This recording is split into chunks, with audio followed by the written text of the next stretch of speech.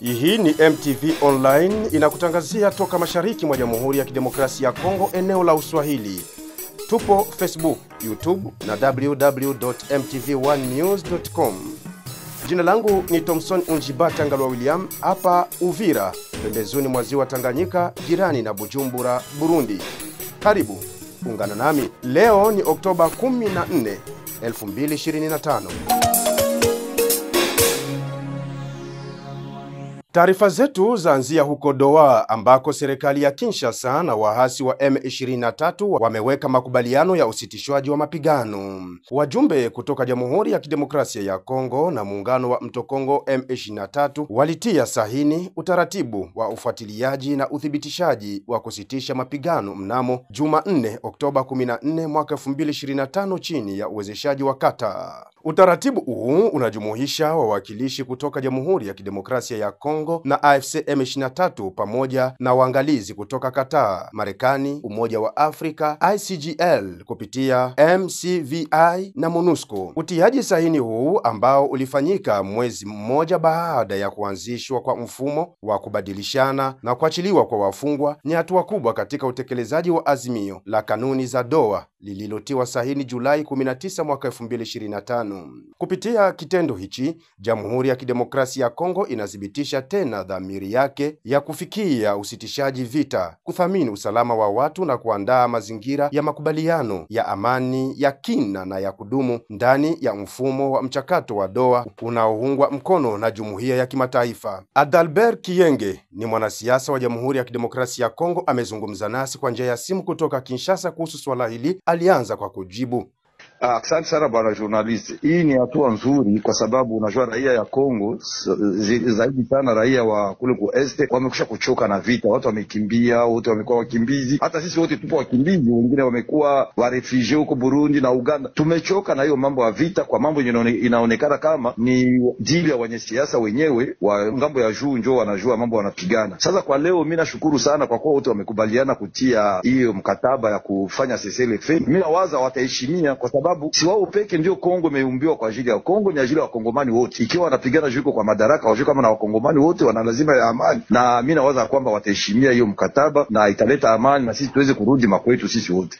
Justin Mwanatabu ni mchambuzi wa siasa mashariki mwa Jamhuri ya Kidemokrasia ya Kongo. Upande wake anasema, nafikiri kwamba ni kile ambacho raia wa kila siku wanangojelea, na kama kinafikia hapo ni hii ndio raha ya raia. Yaani ubaya unaokuwa humu ndani, na kinachohitajika ni kwamba saini yao hii waweze wakaiweke kwa matendo kusudi raia wapate muda wa kupumua bwana, sababu habari za vita na matetezi ya vita amewashangaza sana, na anafanya kwamba raia wao watu wenye kuhangaika kimafikiri hata kimaisha kwa kila. Lakini kama wamesaini kusitisha vita, hii ni jambo nzuri kwa ajili ya raia. Sione kibaya hapa, inabidi tu watekeleze mambo ambayo wameipatana. Lakini hata hivyo tulizungumza naye Pepe Kavota, ni kutoka mashirika ya kirahia hakiwa mjini Beni, Kivu Kaskazini. Yeye alianza kwa kusema, nchi ya Kongo na nchi ya Rwanda inakuwa katika mzozo, na mzozo huo umeweza kuacha watu wengi kufariki, na watu wengi wametoka makwao na hawana hata usaidizi fulani kwa ngambo ya serikali na kwa ngambo ya community international. Wanapasha kuona umuhimu wa hiyo ombi kusudi amani iweze kuletwa kwetu na watu warejeshwe nyumbani kwao na mauaji iweze kuisha, sababu tumeonekana kwamba wakongomani hawana hata wa kuwasemea, ndio maana tunaendelea kukufa usiku na mchana. Tukitoka uko Doha tunarudi hadi Nairobi, ambako Rais mstaafu Joseph Kabila Kabange ameendesha kikao na wapinzani wa Jamhuri ya Kidemokrasia ya Kongo ambao wengi kwa sasa wako nje ya taifa la DRC. Lakini hata hivyo wengi hawakuwasili, ikiwemo Moise Katumbi aliyealikwa. Huyu hapa tena Justin Mwanatabu akichambua swala hili. Nafikiri kwamba inabidi viongozi wale ambao wanaojulikana na raia, ambao huwa wanazungumza na raia kwa upande huu ama mwingine, wanaweza wakasikilizwe, inabidi washirikishwe katika mambo yanavyoendelea hapa hawatazungumza kama raia wa kila siku, lakini watazungumza kama watu ambao wanajua mambo yanavyotendeka kwa ngazi za juu kabisa. Ndio maana nafikiri kwamba Joseph Kabila anahitaji kukaa na wapinzani kusudi waweze wakazungumuze, ili wajue namna gani wanaweza wakaongea kwa raia wa kila siku, sababu wana watu ambao wanakuwa nyuma yao. Na maana kwamba huku wataenda kuzungumza kabisa vitu mambo yalivyo, sio kuzunguka, lakini wataongea jinsi mambo yalivyo kusudi wanapozungumza na raia ambao wanawasapoti wanaokuwa nyuma yao wajue namna gani watawazungumzia kuhusu mambo yanavyoendelea.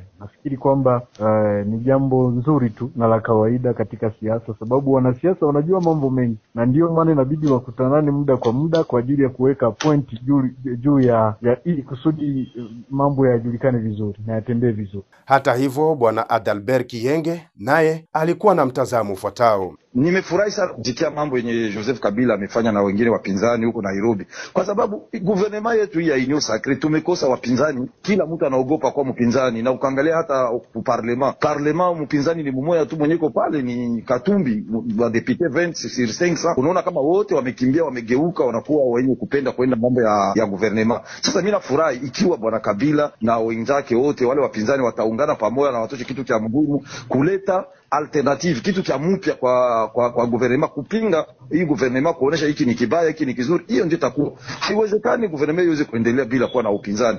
Ndio maana tunasema kwamba hiyo ni alama nzuri, lakini hatuwezi kukubali wale wenye kuchukua silaha jua kutaka kupinga na kukamata madaraka tena na silaha. Tukibaki huko Kenya, Nairobi, ni kwamba polisi wanaendelea kuzuilia mshukiwa aliyevamia ikulu ya rais na kumuua afisa mmoja wa polisi. Kisa hiki kinajiri siku chache baada ya afisa mwingine wa GSU kuvamiwa na kuuawa katika uwanja wa ndege wa kimataifa wa Jomo Kenyatta. Dennis Chisaka ni mwandishi wetu wa Kenya kutoka Nairobi na ripoti kamili. Huyu ndiye mshukiwa wa mauaji ya afisa wa GSU aliyekuwa akilinda ikulu ya rais jijini Nairobi. Afisa huyo alifariki akipelekwa hospitalini baada ya kuchomwa mshale na mshukiwa huyu aliyetaka kuingia katika eneo la ikulu kwa nguvu. Tukio hilo lilisababisha taharuki miongoni mwa maafisa wa usalama wanaolinda taasisi muhimu za serikali. Kulingana na mashahidi, mshukiwa alionekana akijaribu kuruka ua katika ikulu ya Nairobi kabla ya kumshambulia askari aliyekuwa kwenye zamu.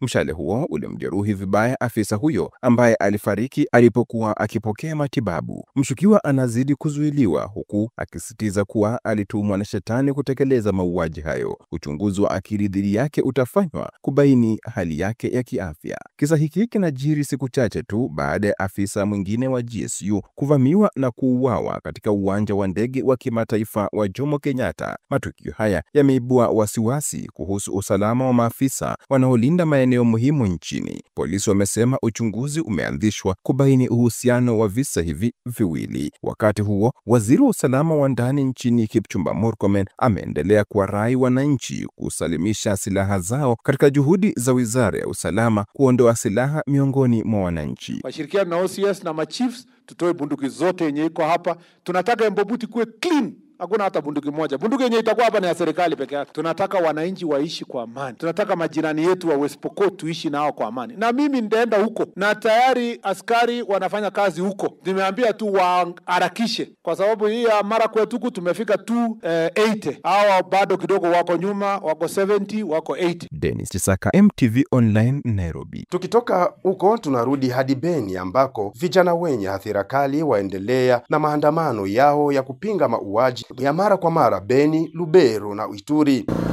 Kwa majina ni Losire Shabani na niko mkazi wa Beni. Huu mwezi wa 10 ndio mwezi ambao unafanya nukta ama ndio mwezi ambao mauaji ilianza Beni, na kwa hiyo iliomba watu waweze tena kuamka na kukumbushana ya kwamba siku kwa siku watu wanaendelea kukufa na viongozi kwa ngambo yao wanaendelea kuona na hakuna mambo fulani ambao wanafanya. Na tumeandamana ili tuweze kukumbusha vitu tatu tu. Kitu ya kwanza ni kukumbusha government wetu Kakule Eva Somo ya kwamba alitupatia ahadi ya kusema niko Beni, niko kama mkimbizi, na kazi ya kwanza ya mimi kufanya ni kuweza kuona namna gani mimi na rudisha adui mwenye iko Lubero, mwenye iko Goma, na nikishamrudisha nitaweza kurudi Goma ambapo kuko biro ama ofisi yangu ya kila siku ya kazi. Hiyo ni kitu ya kwanza ambayo inaacha tunaandamana. Tumkumbushe gavana wetu. Gavana, ulituahidi ya kwamba kwa siku chache utaweza kurekipere Goma, na ile ni ya muhimu sana kuweza kumkumbusha. Kitu ya pili ni kuambia MONUSCO ya kwamba siku kwa siku tunakufa na kazi inaonekana hawaifanye vile vile ambapo watu ama wakaaji walikuwa wanangojelea. Tunakumbusha MONUSCO kwamba tumekufa sana, roho zinachoka. Kama wanawaza kazi na washinda, ni vema waweze kurudi kwao ama angalie namna gani wanaweza kukamata mamezire ambazo zitaweza kusaidia raia. Kwa majina ni Mwindo Nixon, nakuwa ndani ya parliament ya vijana ya komine Mulekera. Inaomba kusema kweli, haiko kusema ni parlement de jeunes ama conseil ya jeunesse ndio iliandaa hii ville morte ama lucha veranda ile ma mouvement tunayua ile ma mouvement citoyen.